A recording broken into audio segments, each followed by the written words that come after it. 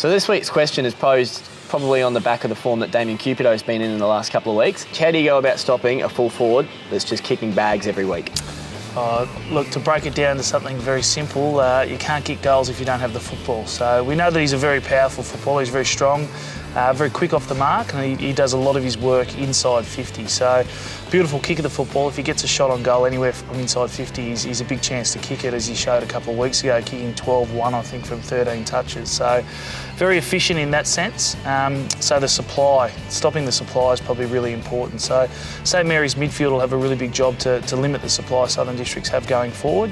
And then from a defensive point of view, really working hard as a defensive unit. So knowing that you're going to have someone with their hands full, trying to stop him one-on-one, but almost that kind of Gibson role here. He does it with Hawthorn in lending support to his teammates, being able to drop off at the right time, fill space, or being a third man up, and having a real team defence orientation will probably be really important for them. But if they can stop the ball and limit his supply, that's going to be their best avenue. So what would you do if your fullback's probably had 4 or 5 goals kicked on him early, so the full forward's up and about, maybe in the first quarter or to half time, he's had a few goals kicked on him. Do you make a change or let him play it out? I think it's something you'd have to read as the game went on. Obviously, you can't probably let that go on too far, but you'd hope they'd have the right match-up early. And I think it's really important to show some real faith in your players as well, and actually not move them too early and lose confidence, but to keep his confidence up, keep talking to him about the best way to play him, whether it be in front or behind. We know that Cupido, being the strong player he is and quick off the mark, probably better off playing in front of him and give him a little bit of room behind you, but try and cut that space out in front to lead into. So